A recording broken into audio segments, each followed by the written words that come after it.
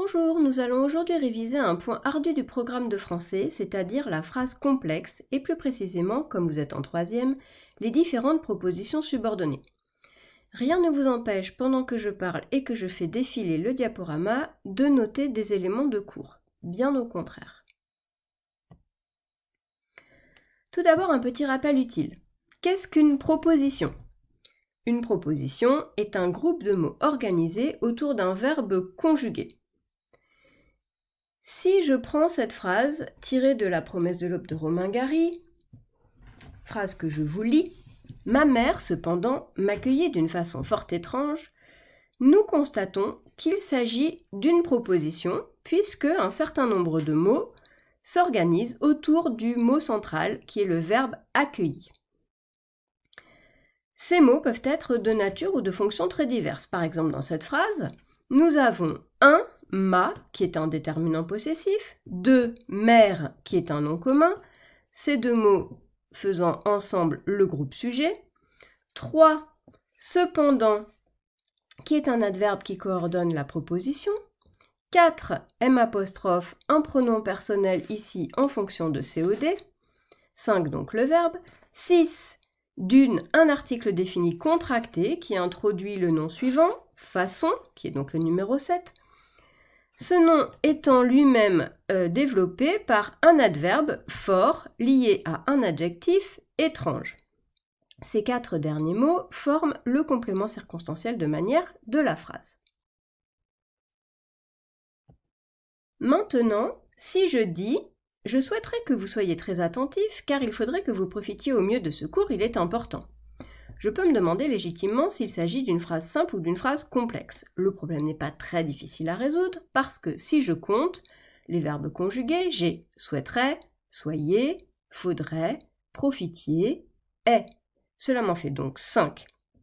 Si j'ai 5 verbes conjugués, cela veut dire que j'ai 5 propositions qui sont ici matérialisées par les crochets. J'ai donc bien évidemment une phrase complexe. Attention, le mot complexe en grammaire ne veut pas dire longue ni difficile, il signifie uniquement qui contient plusieurs verbes conjugués, c'est-à-dire que si je lis cette nouvelle citation de Romain Gary. Il me fallait tenir ma promesse, revenir à la maison couvert de gloire après 100 combats victorieux, écrire guerre épée, devenir ambassadeur de France, bref, permettre au talent de ma mère de se manifester. Je peux tout aussi légitimement me demander s'il s'agit d'une phrase simple ou d'une phrase complexe. Je cherche les verbes conjugués, j'en ai un, c'est fallait. Je n'ai qu'un verbe conjugué, donc je n'ai qu'une proposition. Il s'agit d'une phrase simple. Maintenant, un autre rappel utile. Puisque nous savons reconnaître une phrase simple d'une phrase complexe, nous devons apprendre à distinguer les différentes façons de relier les propositions dans la phrase complexe. La plus simple consiste à mettre un signe de ponctuation faible, c'est-à-dire une virgule, un point, virgule ou 2 points, entre les deux propositions. On appelle cela des propositions juxtaposées. Une deuxième façon consiste à éclairer le lien logique qui unit les deux propositions en utilisant une conjonction de coordination. Les conjonctions de coordination, vous les connaissez depuis que vous êtes tout petit, c'est la liste que vous connaissez tous par cœur, c'est-à-dire mais, ou, et, donc, or, ni, car, liste à laquelle vous allez ajouter le mot puis pour avoir des propositions coordonnées. La troisième façon, celle qui nous intéresse aujourd'hui, s'appelle la subordination. La subordination sous-entend un rapport hiérarchique entre les deux propositions. Cela signifie que l'une, que l'on appelle la proposition principale, dirige l'autre, que l'on appelle donc la proposition subordonnée. Ce sont les mêmes rapports hiérarchiques, si vous voulez, que dans un établissement scolaire où le ou la principale dirige ses subordonnés, c'est-à-dire tous les autres, les professeurs, la vie scolaire, les élèves, etc. Comme vous l'avez vu sur la diapo précédente, il existe 2 grandes catégories de propositions subordonnées qui se différencient selon leur mode d'attachement à la proposition principale. Si ma proposition subordonnée est reliée à un nom de la proposition principale, on l'appelle une proposition subordonnée relative. Si ma proposition subordonnée excusez-nous, est reliée au verbe de la proposition principale, on l'appelle une proposition subordonnée conjonctive. Nous entrons enfin dans le vif du sujet. La première nature de proposition, la plus simple, est la proposition subordonnée relative. Elle se reconnaît car elle commence par un pronom relatif, comme son nom l'indique, dont vous trouvez ici la liste, c'est-à-dire qui, que, dont, où, lequel, laquelle et tous leurs copains. Ce pronom reprend un nom, c'est d'ailleurs ça que veut dire pronom, de la proposition principale, et ce nom de la proposition principale, on l'appelle son antécédent.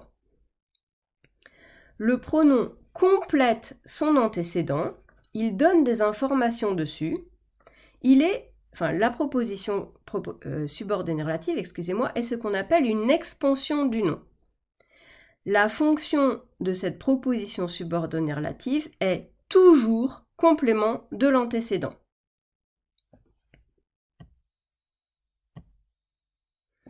La deuxième catégorie comporte toutes les propositions subordonnées qui s'attachent au verbe de la proposition principale, ou parfois à toute la proposition principale.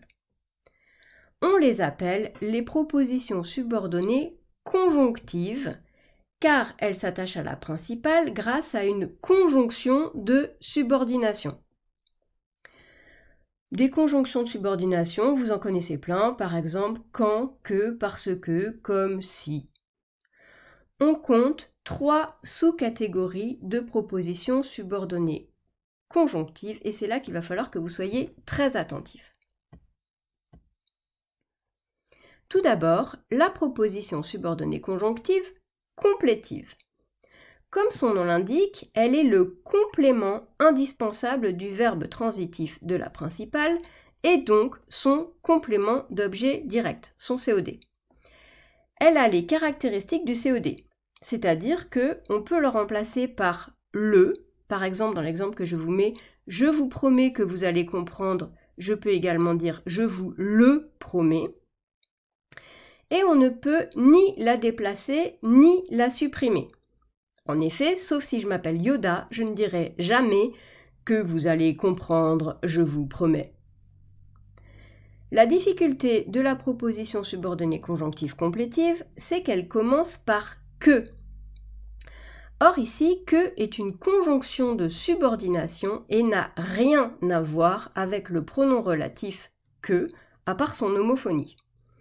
Vous voyez bien que dans la phrase qui est écrite en dessous, là, que s'accroche à promet, qui est un verbe, et il ne peut donc pas être pronom relatif.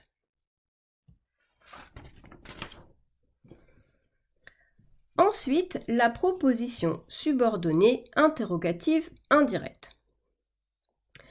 Elle sert aussi de COD au verbe principal, mais dans un contexte de discours indirect, c'est-à-dire de paroles rapportées. En réalité, les propositions subordonnées interrogatives indirectes sont des questions que l'on a intégrées à un récit.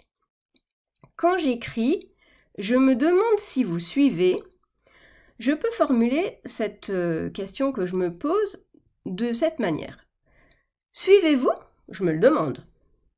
De même, la phrase « j'ignore quel point est le plus obscur pour vous » équivaut à « quel est le point le plus obscur pour vous ?» Je l'ignore. Vous avez donc bien 2 questions, à part que je les ai transformées en propositions subordonnées.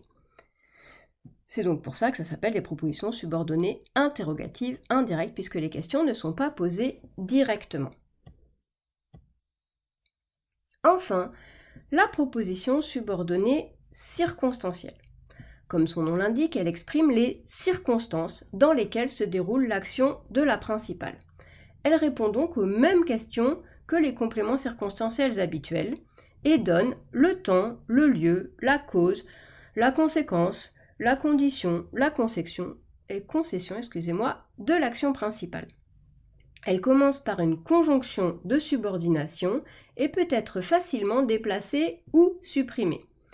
Je peux ainsi dire « Quand vous aurez tout écouté, vous comprendrez, ou vous comprendrez quand vous aurez tout écouté, voire même être optimiste et supprimer la circonstancielle en disant juste « vous comprendrez ».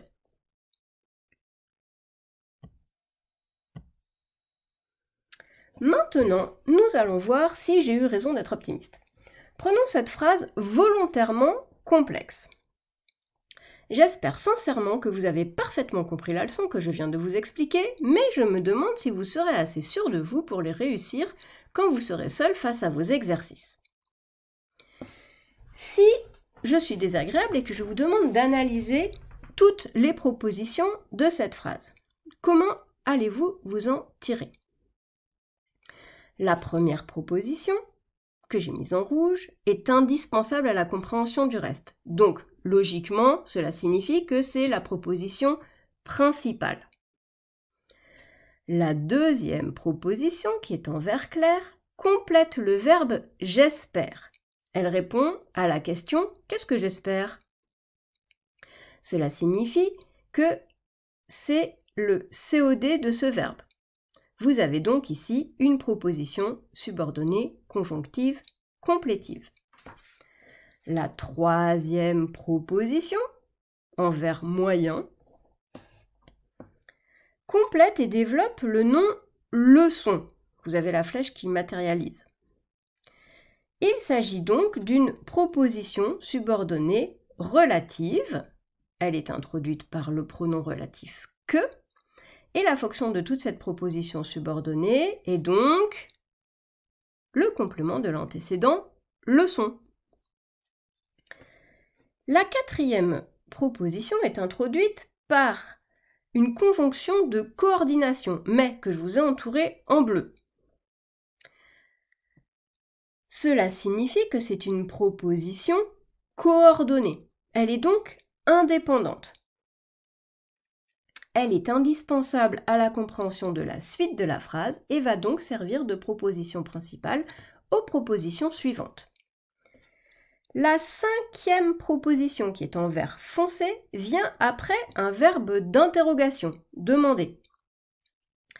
Elle commence par la conjonction de subordination « si ». Il s'agit donc d'une proposition interrogative indirecte qui est le COD du verbe principal de cette deuxième partie de phrase « demander ».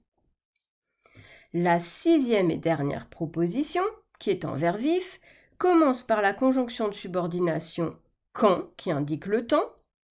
Il ne peut donc s'agir que d'une proposition subordonnée circonstancielle, complément circonstanciel de temps de la phrase. Et voilà! Je suis sûre qu'une fois passé l'effroi de tous ces mots barbares, vous saurez parfaitement analyser toutes les phrases complexes que vous rencontrerez. Sachez que par ailleurs, vous en aurez bien besoin l'année prochaine au lycée. Je vous souhaite beaucoup de courage pour les exercices et je vous remercie de votre attention. Au revoir.